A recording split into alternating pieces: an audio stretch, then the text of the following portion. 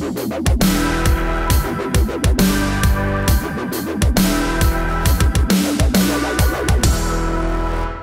BuzzFeed brings us news that President Trump's war on the media over fake news is viewed by most of his Republican Confederates as a fake war, and they're not joining the fight.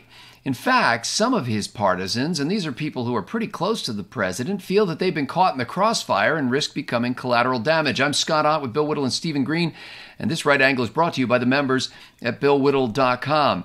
You know, guys, even the Freedom Caucus leader, Representative Mark Meadows, who often speaks of his close relationship with the president, told BuzzFeed this, and I quote, "I love the media, and I've not been disappointed by 98% of the reporters I get to work with." Congressman Tom Cole of Oklahoma said, quote, "The founding fathers had it about right. A free press is a good thing, not a bad thing. And politics is rough and tumble. Dealing with the media is a bit rough and tumble, but I don't think it's in a sinister way. Actually, I think it's helpful." So, even if some in the media are out to get the Republicans because Democrats, do the president's broad brush attacks serve his purpose? Stephen Green, let me ask you this, because I believe I understood you to say in our backstage meeting, which is available to members only at BillWhittle.com, you said that Trump's war on the media is just about the only thing that's working for him so far. It is. But the question is it working for the country? Is it working for us, the people? You know, listen, I don't mind a biased media. Everybody has their biases, and different professions tend to draw similar people into them. So a biased media isn't a problem, and conservatives have been dealing with just that since at least the time of FDR. So let's set that aside. But we don't have a biased media anymore. We have a partisan media. They are covering for one side and trying to do their damnedest to destroy the other. Like, you will still find national reporters today at CNN, at the Washington Post, the New York Times, who will go on Twitter and rave about the remarkably scandal-free presidency of Barack Obama. The IRS, Fast and Furious, but got all of it gets swept under the rug actively. Just completely swept under the rug, memory hole, whatever you want to call it. Meanwhile, every little thing Trump does, and yeah, I'm not a huge Trump fan, but he's certainly better than Hillary, and that I voted for him on that basis, but every little thing Trump does gets blown completely out of proportion because they are trying to hound him out of office. Make no mistake. Well, okay, I would actually prefer Mike Pence in the White House, but make no mistake, the press is trying to hound a president out of office.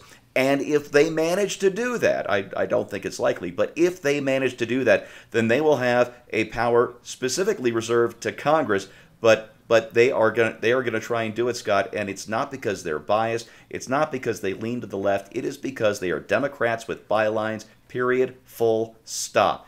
That is bad for the country, my friend. You know, Bill Whittle, and maybe this is just my old idealistic journalism student speaking, but in the news, ideally there are facts, or at least statements that people believe are facts. And then, of course, there's interpretation that in the old days we had this quaint notion that was reserved for the editorial page, but we all knew it wasn't really. I guess what I'm asking, Bill, is not, whether the media is dominated by Democrats who oppose the president, or even what Steve said with they're literally trying to hound him out of office. But from the president's perspective, wouldn't it be better for the president to be specific about what he finds objectionable in a particular news story, rather than just undermining the complete notion of a free press by calling it fake news, garbage journalism, the dishonest media, or the opposition party? That's certainly what President Mitt Romney would have done if Mitt Romney had not been so nice that he lost the election. You see how it works? This is how it works, and that's what President McCain would have done too, if the media respected any kind of sense of fair play. I've heard a number of people say this. Evan Sayed, I think, had a really great take on it. He said there was no one. They said they want a president who's collegial. They said they want a president who's dignified. Evan said there's no one more collegial than John McCain, and there was no one more dignified than Mitt Romney, and we tried those things, and they mercilessly skewered them using underhanded and evil tactics, calling Mitt Romney a misogynist and all of it. And what Evan said is, Donald Trump is a war president. And just like George Patton and just like U.S. Grant, they may not be very pretty to look at and they may not behave themselves very well, but I cannot spare this man. He fights. That's basically his take on it. I think it's absolutely dead on. So you go to war with the president that you have, right? I mean, that's basically it. Here's a guy who is not capable of doing these kind of things. He's not smart enough to do it. That's Donald Trump.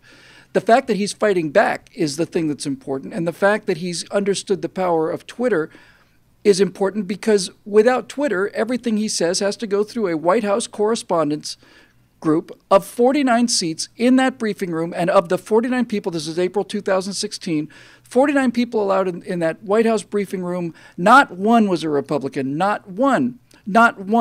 So this idea of, well, we should fight fair, or maybe with the dignity of the office and the dignity of the press and so on, I'm sorry to say that the days of the dignity of the press are over, and it's the loss of the dignity of the press that's given us this president who seems to be lacking some dignity. That's the horse leading the cart. And the final thing I'll say about this is this. There is now, because of Twitter, Donald Trump the president has the ability to speak directly to the American people, whether they like him or not. Likewise, because of the internet now, the American people have the means to speak back to the press and to the president, whether they like it or not. And James O'Keefe's uncovering of the CNN, widespread knowledge in CNN, that the Russia story is nothing to it, that it's all just BS, that it's a nothing burger, is in fact the only hope we have left, Scotty. This idea that citizens, James O'Keefe is a regular guy. He's just a citizen who went to journalism school as you did and decided maybe we should do some real journalism. And he basically is changing the course of history by basically the only way that counts is showing these people in their own words admitting how biased and evil they are. So as far as the ugliness of it, Scotty, I know it's ugly and I don't like to watch it either, but it is an eagle wrestling a snake, and it is to the death. And one of these two creatures is going to win this fight, and it doesn't necessarily going to be the eagle. It's an eagle and a snake in the dirt wrestling. It's not a beautiful bald eagle, flying over pristine lakes of clear blue over granite mountains capped with pristine white snow. It's a bird and a snake in the dust fighting for their lives. And it's going to determine the course of this country. And we'd better damn well win it. And we're the eagle, by the way. Well, thank you for clarifying that. And frankly, James O'Keefe is an excellent example of my overall sort of line of questioning here, because it's not whether or not there's bias in the media. There certainly is. It's not whether they should be called out on it. They certainly should be called out on it. The question is, can we do it with some specificity so that we actually can sort of blackball the bad actors? And James O'Keefe had done a really good job of basically saying, look, here's a guy inside of CNN. I got him on tape. He's saying this. Okay, that's specifics. The president here is picking a fight, and that fight dominates the news cycle so that we learn little else of what's happening in Washington. Now, if I thought the Congress were spending a lot of time, passing conservative legislation backstage while this fight were happening out in public, then I might be able to stomach the Trump versus the media show. Although I don't think it necessarily serves our republic well to have backroom deals going on while there's a show in public. I will point out one positive thing I see in all this. If there's any positive effect beyond, obviously the basic schadenfreude of seeing Democrat journalists getting played by the president, it's that more and more legislators are spending more and more time with local reporters back in the home district, because they can get what they perceive to be a fair interview back there. And there was one legislator, and I forget which one it was, who basically said, look, I'm not canceling things anymore so that I can do a national, news shot.